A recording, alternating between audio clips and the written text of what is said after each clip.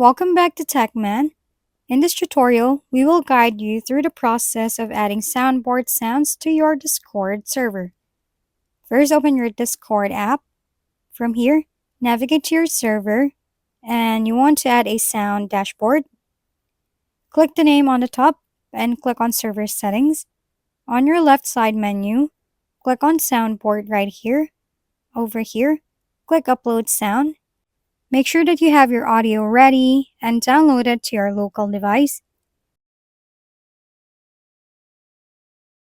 You can click the play button over here to check your audio. Just over here, cut them to the part you like.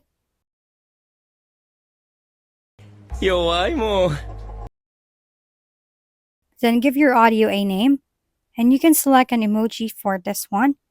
Make sure that the volume is on max. Once done, click Upload below.